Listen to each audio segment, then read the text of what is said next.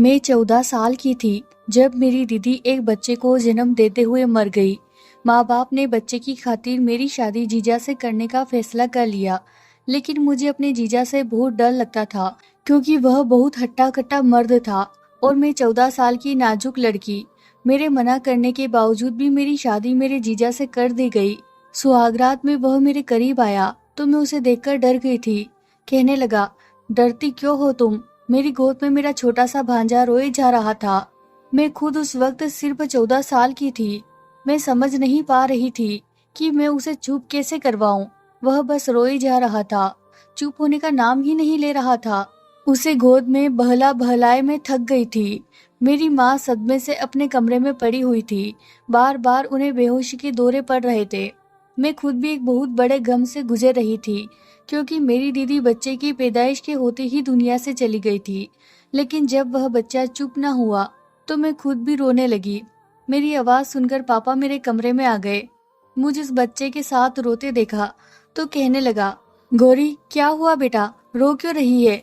मैंने कहा, पापा यह बच्चा चुप ही नहीं हो रहा, मैं इसे कैसे चुप करवाऊं? मेरे पापा ने उसे बच्चे को गोद में लिया और ठंडी सांस भरी। कहने लगे, इसने भी तो आते ही अपनी माँ को खोया है, क्या कर सकते हैं? बड़ी मुश्किल से मैंने अपनी माँ को और अपने भांजे को संभाला था।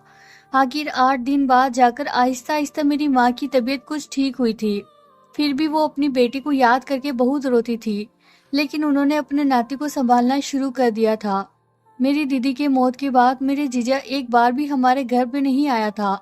मेरी दीदी और जीजा की मोहब्बत की शादी थी, एक दूसरे पर जान छिड़कते थे दोनों। लेकिन मेरी दीदी की उम्र बहुत कम थी। पहले तो पापा माँ इस शादी के बिल्कुल खिलाफ थे। उनका कहना था कि अभी मेरी बहन जिसका नाम सुहाना था, उसकी उम्र बहुत कम है, हम अभी अपनी बेटी की शादी नहीं करना चाहते। लेकिन दीदी भी जिद पर आ गई थी और उधर जीजा ने भी घर का पीछा नहीं छोड़ा था। यूं मजबूरन माँ पापा को दोनों की शादी करवानी पड़ी क्योंकि उन्हें डर था कि कहीं दीदी जज्बात में आकर कोई गलत कदम न उठा ले। लेकिन बच्चे की पैदाइश पर ही मेरी दीदी इस दुनिया से चली गई थी। उसकी उम्र इतनी ही लिखी हुई थी। 1 महीना गुजर गया था। अब तो बच्चे को मेरी माँ की आदत सी लग गई थी। जब जीजा हमारे घर आया उस वक्त उसकी दाढ़ी बड़ी हुई थी, आंखें लाल थी। बस थोड़ी ही देर उसने अपने बेटे को गोद में लिया, उसे प्यार किया था। मेरी माँ कहने लगी कि गौरी अभी बहुत छोटी है, बड़ी मुश्किल से संभालती है बिट्टू को, और मैं तो वैसे ही बीमार रहती हूँ। जब से सुहाना की मौत हुई है मुझे तो ऐसा लगता है मेरे अंदर से आधी जान किसी ने निकाल ली हो। जीजा कहने लगा, आंटी भगवान की मर्जी है, क्या कर सकते हैं। आप तो फिर भी एक दूसरे से कहकर अपना दिल हल्का कर सकती है, एक दूसरे को हौसला दे सकते हैं। मेरे बारे में भी तो सोचे। खाली घर में मुझे सुहाना की आवाजें सुनाई देती है। मैं किस दिल से वहाँ अकेला रहता हूँ यह मैं ही जानता हूँ। उनका गम अपनी जगह बहुत बड़ा था। मेरी माँ ने ठंडी गहरी सांस ली थी। कहने लगी, अभी तो छुट्टियां हैं, लेकिन छुट्टियों के बाद गौरी की 10वीं क्लास शुरू हो जाएगी। बेटा मैं छोटे बच्चे को संभालने की हालत में नहीं हूँ। जाने वाली तो जा चुकी है, तुम्हें अब वो जिंदगी में आगे बढ़ना चाहिए, दूसरी शादी कर लो। यह सुनना था कि जीजा के माथे पर बल पड़े थे। कहने लगा, आंटी आप ये कैसी बातें कर रही है? सुहाना की जगह मैं किसी को नहीं दे सकता, कभी भी नहीं दे सकता। आप जानते हैं मैंने उसे कितनी मोहब्बत की है। उसके नाम पर जिंदगी बरसों गुजार सकता हूँ। मेरा बच्चा थोड़ा सा बड़ा हो जाए तो मैं उसको अपने साथ ले जाऊंगा। मेरी माँ कहने लगी, मैं जानती हूँ तुम सुहाना जैसी मोहब्बत किसी से नहीं कर सकते, लेकिन तुम्हारे बच्चे को तो माँ की जरूरत है ना। जीजा कहने लगा, क्यों, क्या मौसी नहीं पाल सकती? गौरी तो अभी छोटी है, सिर्फ 14 साल की है। आपको कौन सा अभी इसकी शादी कर देनी है? जब तक वह 20 से 22 साल की होगी मेरा बेटा 5-6 साल का हो जाएगा और फिर मैं इसे ले जाऊंगा। लेकिन मेरी माँ कहने लगी, बेटा अब तुम्हें अपनी जिंदगी में आगे बढ़ना चाहिए। अगर तुम्हारा बेटा गौरी का आदी हो गया तो किसी दूसरी औरत को सह नहीं पाएगा। जाहिर है आज नहीं तो कल तुम्हें दूसरी शादी तो करनी ही होगी। यह जिंदगी अकेले नहीं कटेगी। वो कहने लगा, मुझे शादी करनी ही नहीं है, ना अभी और ना फिर कभी। मेरी माँ कहने लगी, फिलहाल तुम्हारे दिल में सुहाना का गम ताजा है, लेकिन मैं जानती हूँ वक्त के साथ साथ सब कुछ नॉर्मल हो जाएगा। कुछ महीने बाद ही तुम शादी कर लेना, ताकि तुम्हारे बच्चे को उसी लड़के की आदत हो जाए जो तुम्हारी बीवी हो, वरना बाद में बहुत मुश्किल हो जाएगी। अभी तो बिट्टू छोटा है कि जिसकी गोद में डालोगे उसी की गोद में उसकी आदत हो जाएगी, लेकिन बड़ा हो गया तो उसे नई औरत को कबूल करने में परेशानी होगी। मेरी माँ की बात जीजा को बुरी लगी थी। वह फौरन उठकर चला गया और उसके बाद पूरे 4 महीने बाद आया था। बिट्टू 5 महीने का हो चुका था। अब तो मेरे बगैर रह ही नहीं रहा था। मेरे लिए बड़ी मुश्किल होती थी। स्कूल से आती तो वह रो रहा होता था। माँ उसे बहला फुसला कर थक जाती, लेकिन चुप ही नहीं होता था। मैं आते ही उसे गोद में भरती तो उसका रोना बंद हो जाता। मेरे साथ ही सोता था, मेरे हाथ से ही खाता था। मुझे अपनी माँ समझता था और मैं भी उसके लिए ऐसे ही जज्बात रखने लगी थी। मुझे लगता है कि जैसे वो मेरा ही बच्चा है। मेरी माँ बार बार जीजा को कहती कि अपनी जिंदगी के बारे में सोचो, तुम्हारे बच्चे का मामला है, लेकिन वो पता नहीं क्या सोचे बैठे थे। माँ के बार बार बुलाने पर 4 महीने के बाद आया था। एक ही घंटा बेटा था। माँ की बातें एक कान से सुनकर दूसरे कान से निकाल देता और फिर उठकर चला भी गया था। हर महीने वह कुछ पैसे मेरे पापा की दुकान पर दे जाता। कहता था कि ये बिट्टू के खर्चे के हैं। मैं अपने बच्चे का बोझ किसी पर डालना नहीं चाहता। दिन यूं ही गुजरने लगे थे और मैं 17 साल की हो गई थी। अब तो बिट्टू भी 3 साल का हो गया था। अब तो मेरे बगैर और भी नहीं रहता था। मुझे मम्मा मम्मा कहता था। उन्हीं दिनों मेरा रिश्ता भी आया था। काफी अच्छे खाते पीते लोग थे। मेरी माँ ने जीजा को बुलाया।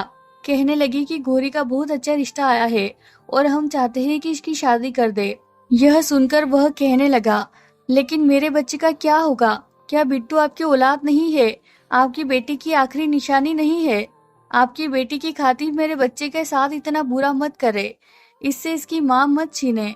बिट्टू गौरी को ही अपनी माँ समझता है और अभी कौन सा आपकी बेटी की उम्र गुजरी जा रही थी। 2 दिन साल और रुक जाए, तब तक बिट्टू भी बड़ा हो जाएगा और बात को समझने लगेगा। आप देखना, मैं खुद ही गौरी की शादी बहुत ही अच्छे घर में करवा दूंगा, लेकिन मेरे बेटे को इस काबिल होने दे कि मैं उसके साथ रह सकूं और वह बातों को समझने लगे। मेरी माँ कहने लगी, तुम समझते क्यों नहीं हो दामाद? वो अभी गौरी की जान नहीं छोड़ता, उसे अपनी माँ समझता है। कुछ और बड़ा हो गया तो इसके बगैर बिल्कुल भी नहीं रहेगा और वक्त का कुछ पता नहीं है। मैं बीमार रहती हूँ और गौरी के पापा भी ब्लड प्रेशर के मरीज हैं। हम अपनी बच्ची की शादी जल्द से जल्द कराना चाहते हैं। तुम अपने बारे में सोचो। वो कहने लगा, ठीक है, आपको इतनी ही जल्दी है तो फिर गौरी की शादी मुझसे कर दे। जीजा ने यह बात अचानक ही कही थी। मेरी माँ को इस बात की उम्मीद नहीं थी कि जीजा ऐसा भी कह सकता था। यह सुनना था कि मेरी माँ ने हैरत से उसे देखा था। कहने लगा, तुम गौरी से बहुत बड़े हो, पूरे 10 साल बड़े हो। जीजा ने कहा, तो फिर क्या हुआ? बिट्टू गौरी को अपनी माँ समझता है। अब इसके बगैर नहीं रह सकता और मैं किसी दूसरी औरत को ले आऊंगा तो पता नहीं वह मेरे बच्चे के साथ कैसा सलूक करेगी। हो सकता है इसके साथ माँ वाला प्यार न करे, मेरे सामने प्यार करे और मेरे पीछे से मेरे बच्चे को मारती रहे। गौरी इसकी मौसी है, इसके साथ अच्छा सुलूक रखेगी, बिल्कुल माँ जैसा प्यार देगी जैसा कि अभी दे रही है। मुझे शादी की कोई ख्वाहिश नहीं है, लेकिन मुझे अपने बच्चे के लिए माँ चाहिए जो गौरी से बढ़कर और कोई हो ही नहीं सकती। मेरी माँ कहने लगी, मैं तुम्हारे ससुर से बात करके देखूंगी। देखो गौरी मेरी एक ही बेटी है, अगर तुम उसे अपनाना चाहते हो तो पूरे दिल से अपनाना। सिर्फ बिट्टू की माँ की हैसियत से नहीं, बल्कि अपनी बीवी की हैसियत से भी अपनाओ, ताकि मुझे शादी के बाद अपनी बेटी की तरफ से फिक्र ना रहे। यह बात सुनकर जीजा के माथे पर बल पड़े थे। कहने लगा, आपको शिकायत का मौका नहीं मिलेगा। जीजा अच्छे खाते पीते घराने से ताल्लुक रखता था। देखने में भी खूबसूरत नौजवान था।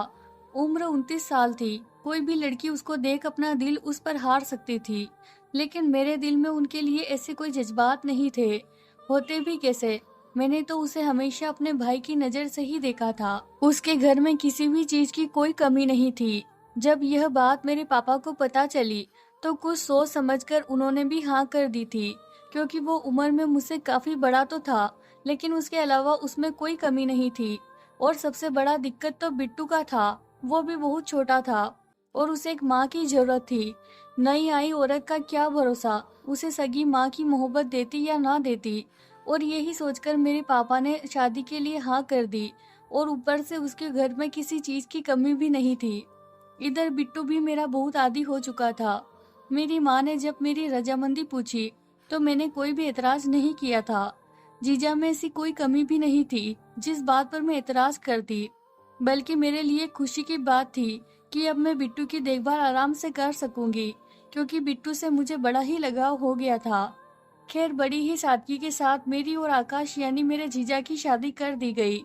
मैं जब विदा होकर आकाश के घर आई तो मेरा दिल जोर से धड़क रहा था, क्योंकि मैंने आकाश के बारे में कभी भी ऐसा नहीं सोचा था। बस यही था कि वो मेरा जीजा था। फिलहाल तो मेरा दिल बिल्कुल खाली था, इसमें कोई भी जज्बात नहीं था। मुझे लगा शायद वो मेरे साथ वैसा ही सलूक करेगा जैसा कि एक पति अपनी बीवी के साथ करता है, लेकिन ऐसा नहीं था। घर में आते ही उसने मुझे एक अलग कमरा दिखाया था। कहने लगा, यहाँ तुम्हें कोई तकलीफ नहीं होगी, तुम बिट्टू के साथ यहाँ बड़े सुकून से जिंदगी गुजार सकती हो। मैंने हैरत से आकाश को देखा था। मेरे पास आकर कहने लगा, मेरे दिल में कल भी सुहाना थी और आज भी सुहाना है और हमेशा सुहाना ही रहेगी। तुम मेरे घर में सिर्फ और सिर्फ मेरे बेटे की माँ बनकर आई हो और न ही कभी मेरी बीवी बनने की कोशिश करना। यह कहकर वह कमरे से जा चुका था और मैं चुपचाप हैरान हुई आंखों से उसे देखती जा रही थी। मेरा कमरा खाली हो चुका था। बिट्टू मेरी उंगली पकड़े मम्मा मम्मा कह रहा था।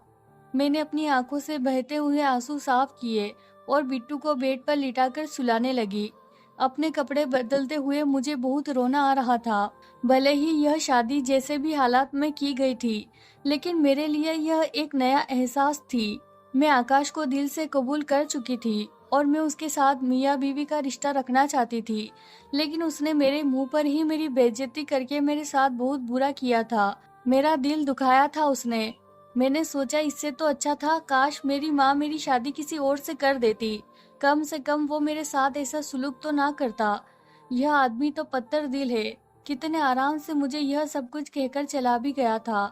एक बार भी नहीं सोचा कि मेरे दिल पर क्या गुजरेगी।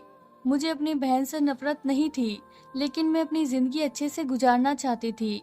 हर लड़की यही चाहती है कि उसका जीवन साथी सिर्फ और सिर्फ उससे मोहब्बत करे। पहले जब वो सुहाना से मोहब्बत करता था तो मुझे इस बात की खुशी होती थी कि मेरी बहन कितनी खुशकिस्मत है, उसे इतना प्यार करने वाला पति मिला है। लेकिन अब यही बात मुझे चुभने लगी थी। वह मेरे सामने ही दीदी के प्यार की आह भर रहा था। दीदी जा चुकी थी, लेकिन अब मैं उसकी जिंदगी में आ गई थी। उसका फर्ज बनता था कि वो मुझे मेरे हिस्से की खुशियाँ देता, मुझे मेरे हिस्से का प्यार देता, लेकिन उसने ऐसा नहीं किया। सुबह में उठी तो बिल्कुल चुपचाप थी और मैंने नाश्ता टेबल पर रख दिया था। आकाश ने चुपचाप नाश्ता किया। उसने एक नजर उठाकर भी मेरी तरफ नहीं देखा था। मैं उस पत्थर दिल आदमी को देखकर अपने दिल ही दिल में आंसू बहाती रहती। खूबसूरती में मैं दीदी से कहीं अधिक थी। खूबसूरत तो दीदी भी थी, लेकिन उससे कहीं ज्यादा खूबसूरत थी। लेकिन आकाश ने मेरी तरफ नजर उठाकर भी नहीं देखा था। उसके दिल में सिर्फ और सिर्फ दीदी बसी हुई थी। वह चला गया और हर दिन अब ऐसे ही गुजरने लगे थे।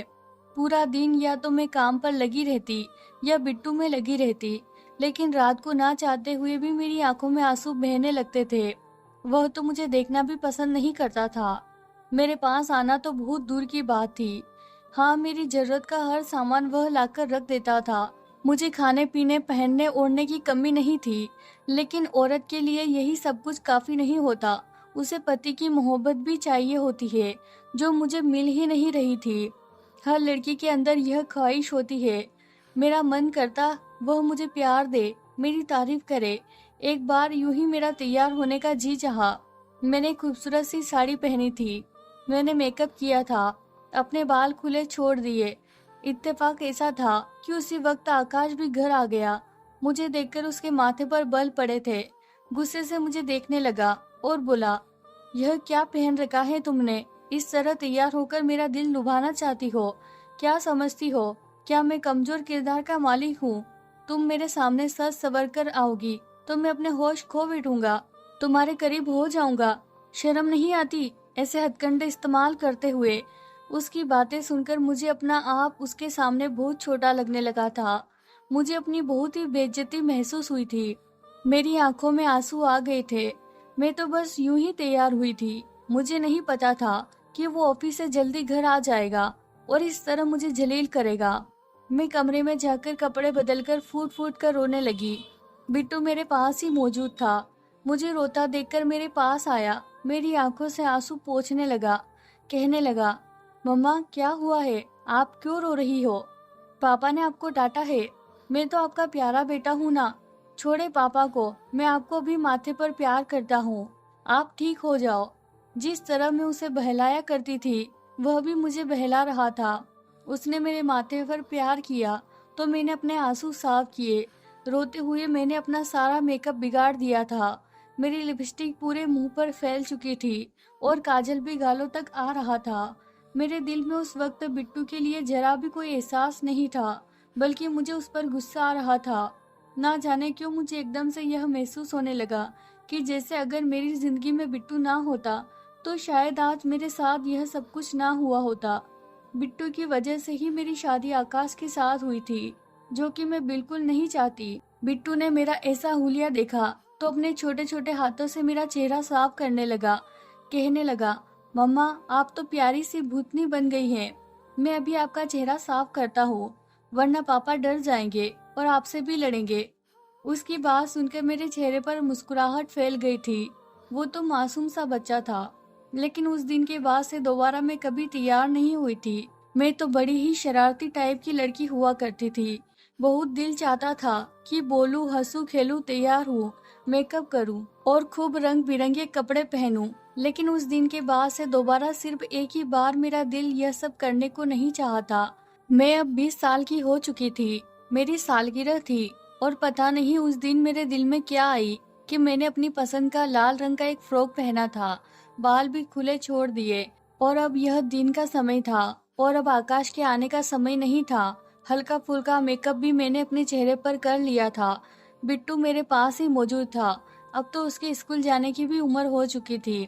कभी कभी जब मैं बहुत ज्यादा बेचैन होती तो मेरे दिल में बिट्टू के लिए गुस्सा आने लगता था, लेकिन अगले ही पल में अपने इस एहसास को झटक दिया करती थी। यह तो मेरा भांजा है, मुझे मामा मामा कहता है। मैं बिल्कुल अपनी औलाद की तरह उससे मोहब्बत करती थी। उसके बाप की सजा मैं बिट्टू को क्यों दूं? उस दिन मैं तैयार बैठी थी जब बिट्टू ने मोबाइल में मेरी तस्वीर बनाकर आकाश के नंबर पर भेज दी। मैं इन सब बातों से बिल्कुल अनजान थी। बहुत वक्त के बाद मेरा शाही पनीर खाने का दिल कर रहा था। मैं उठकर किचन में चली गई और शाही पनीर बनाने लगी। हम दोनों माँ बेटा बैठकर अभी खाना ही खा रहे थे कि तभी गुस्से से आकाश घर में दाखिल हुआ था। मुझे इतना तैयार देखकर अगले ही पल अपना मोबाइल मेरे सामने पटक दिया, कहने लगा, यह सब कुछ क्यों किया है? तुम्हें शर्म नहीं आती? मैं वहाँ मीटिंग में बिजी हूँ और तुम मुझे बार बार अपनी तस्वीरें भेज रही हो। मैंने कितनी बार तुम्हें समझाया है कि मेरे सामने इस तरह की हरकतें मत किया करो। तुम्हारी मेरी नजर में कोई भी अहमियत नहीं है। तुम सिर्फ और सिर्फ मेरे बच्चे की माँ हो। मैं तो बस हक्का बक्का उसका चेहरा देखती रही, क्योंकि मुझे तो कुछ भी नहीं पता था। अगले ही पल उसने मेरा मुंह दबाकर मुझे जोर से झटक दिया था। मेरे हाथों से सुर्ख रंग की कांच की चूड़ियां थी, जो मेरे बड़े ही दिल से अपने ड्रेस के साथ मैचिंग करके पहनी थी। अगले ही पल उसने मेरा हाथ टेबल पर मारा था। जोर से टेबल पर हाथ लगने से चूड़ियां टूटकर इधर उधर बिखर गई थी। बिट्टू तो डर कर पीछे छुप गया था। कांच मेरी कलाइयों में चुभ चुका था और मैं बस सिसके भरकर रो रही थी। मुझे तो पता ही नहीं चला कि कौन सी तस्वीर आकाश के नंबर पर भेजी गई थी। वो तो बिट्टू था जो अपनी नादानी में मेरी तस्वीर उसने अपने बाबा के नंबर पर सेंड कर दी थी। आकाश के गुस्से का निशाना मैं बनी थी। शायद तैयार होना, अपनी मनमर्जी के कपड़े पहनना, अपनी पसंद का खाना खाना, सब कुछ मुझ पर हराम हो चुका था। मैं अपने कमरे में बंद होकर कितनी ही देर तक अपने जज्बात और अपने अरमानों का गला घोटकर रोती रही। मेरी आंखों से आंसू बह रहे थे। उस रात एक पल के लिए भी मेरी आंखें बंद नहीं हुई थी। बिट्टू दरवाजा बजाता रहा, लेकिन मैंने दरवाजा नहीं खोला। वो अपने बाप के पास ही सो गया था। अगली सुबह जब मैं कमरे से बाहर निकली तो मेरा रवैया बिल्कुल बदल चुका था। आकाश मुझे पलटकर देख रहा था। उसे लगा शायद मैं कुछ बोलूंगी, कुछ शायद करूंगी या बिट्टू के साथ बुरा सलूक करूंगी, ताकि उसे मुझे डांटने का फिर से मौका मिल जाए। लेकिन मैं एकदम से चुप थी। दिमाग में सिर्फ यही बात थी कि मैं सिर्फ और सिर्फ बिट्टू की माँ हूँ और मेरा यहाँ कोई दूसरा काम नहीं था। मेरा काम यहाँ सिर्फ बिट्टू का ख्याल रखना और अपने पति की जरूरतों का पूरा करना था। मैंने अपना मन तो कब का मार लिया था। सारी मोहब्बत, सारे जज्बात, सारे ख्वाब जो मेरी उम्र की लड़कियां देखती है, मैंने देखना छोड़ दिए थे। बड़े प्यार से मैंने बिट्टू को नाश्ता करवाया था। उसके बाद उसे स्कूल छोड़ा, घर के सारे काम काज किए थे। मेरे जितने भी नए सूट थे, कीमती महंगे जोड़े जो मुझे मेरी माँ ने लेकर दिए थे, मैंने इस सब को आग लगाती थी। मैंने खुद पर अब ध्यान देना ही छोड़ दिया था। कितने कितने दिन तक मैं कंघी भी ना करती थी। खैर, मैं बिट्टू के साथ साथ आकाश की हर जिम्मेदारी निभाती थी। मैंने आकाश से बोलना ही छोड़ दिया था। कभी जरूरत होती तो बोल देती, वरना अपने कामों में ही लगी रहती थी। मुझे ये चुपचाप कामों में लगा देखकर अब शायद आकाश को भी एहसास होने लगा था। कभी कभी वो मुझसे बात करने की कोशिश करता, लेकिन मैं बस हाँ में जवाब दे देती। फिर उसकी हिम्मत ही नहीं होती थी मुझसे बात करने की। लेकिन अब मुझे इस सब बातों से जरा भी फर्क नहीं पड़ता था। मेरे जज्बात तो कब के खत्म हो चुके थे। बिट्टू स्कूल जाने लगा था, पढ़ाई में भी बहुत अच्छा था। अब तो जो टाइम बचता, मैं उसकी पढ़ाई में बिजी हो जाया करती थी। ना ही मुझे अपनी खूबसूरती को बनाए रखने का शौक था और ना ही सजने संवरने का। चूड़ियाँ क्या होती है यह तो मैं भूल ही चुकी थी। कोई भी फंक्शन हो, कोई भी त्योहार हो, मैंने कभी सज संवर कर नहीं जाना था। तो शायद आकाश नोट कर चुका था। वो जब बिट्टू को मॉल लेकर गया तो मुझे भी चलने के लिए कहने लगा, लेकिन मैंने काम का बहाना बनाकर मना कर दिया। जब आकाश बिट्टू के साथ वापस आया तो बड़ा ही खुश था। मेरे पास आया और एक खाली कागज मेरी तरफ बढ़ा दिया। कहने लगा, यह मैं तुम्हारे लिए लाया हूँ। यह कहते हुए वो कुछ हिचक रहा था, चेहरे पर शर्मिंदगी भी थी। मैं तो हैरान थी, इतने सालों में वह मेरे लिए आखिर क्या चीज लेकर आया था। मैंने बेयकीनी से उसकी तरफ देखा था और फिर बगैर किसी भाव के मैंने उसे खोल कर देखा तो उसमें कांच की लाल रंग की चूड़ियां थी, जो कभी मेरी पसंदीदा हुआ करती थी। मैंने एक सरसरी सी नजर चूड़ियों पर डाली और कहने लगी, ये आप किस लिए लाए हैं? आकाश मुझे हैरत से देखने लगा। बोला, मतलब अपने बेटे की माँ के लिए लाया हूँ, तुम्हारे लिए लाया हूँ।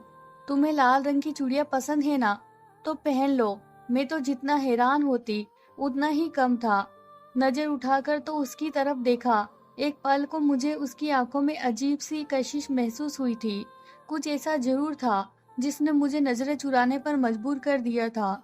शायद उसे इतने सालों में एहसास हो चुका था कि मैं उसकी बीवी हूँ। उसकी पहली बीवी तो मर चुकी थी, लेकिन उसकी जिंदगी में एक दूसरी औरत भी थी। यही वजह थी कि उसके घर में हम एक जायज रिश्ते में होने के बावजूद भी एक दूसरे से दूर थे, क्योंकि वह दीदी को अभी तक भूला नहीं था। लेकिन शायद अब उसके दिल में मेरे लिए मोहब्बत जागने लगी थी। मैंने चूड़ियां लेकर वही शेल्फ पर रख दी और कहा कि अभी मैं काम कर रही हूँ, आपका बहुत बहुत शुक्रिया। इतना कहने के बाद मैं वहां से जा चुकी थी। लेकिन मुझे अब इन चीजों से कोई फर्क नहीं पड़ता था। त्योहार था तो सभी तैयार थे। मैं घर के कामों में ही लगी रही। मेरे माँ बाप भी वहीं आ चुके थे। बाकी खानदान से भी लोग हमारे यहाँ पर मिठाई देने आए हुए थे। सब लोग मुझसे कह रहे थे कि तुम्हारी उम्र की लड़कियां तो दो दो बच्चों की माँ बन गई है और आज भी पूरी तरह तैयार रहती है, हाथों में चूड़ियां पहनती है, खूब मेकअप करती है, अपने आप को खूब सज संवर कर रखती है। लेकिन तुम तो किसी उजड़ी हुई हालत में रहती हो। आकाश ने मुझ पर ध्यान दिया तो मेरे पास चला आया। कहने लगा, तुम यह सब कुछ अकेले क्यों कर रही हो? देखो सभी तैयार है, एक तुम हो कि घर के कामों में घन चक्कर बनी हुई हो। चलो जाओ, यह काम छोड़ो और तैयार हो जाओ। आज आकाश मुझे मुस्कुराकर देख रहा था। कहने लगा, तैयार हो जाओ। और मुझे जितनी हैरत होती उतनी कम थी। वह मेरे करीब आने की कोशिश करने लगा था। मैंने कहा, आपको याद आ गया? इतने सालों में तो ना जाने कब से इसी हालत में रहती चली आ रही हूँ। साल में ना जाने कितने त्योहार आते हैं, लेकिन मैंने कभी नए कपड़े नहीं पहने। इससे पहले तो आपने कभी ध्यान नहीं दिया। आज आपको ऐसा एहसास क्यों हो रहा है? मेरे सवाल पर वो लाजवाब हो चुका था। मेरी माँ ने भी मेरा हाथ पकड़कर कहा, मेहंदी क्यों नहीं लगवाई तुमने? और ना ही नए कपड़े पहने हैं और ना ही ज्वेलरी पहनी है।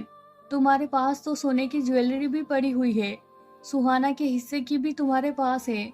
तुम्हारे पास किसी चीज की कोई कमी नहीं है। मैं बस एक प्रीति से मुस्कुराहट अपने चेहरे पर सजाए आई थी।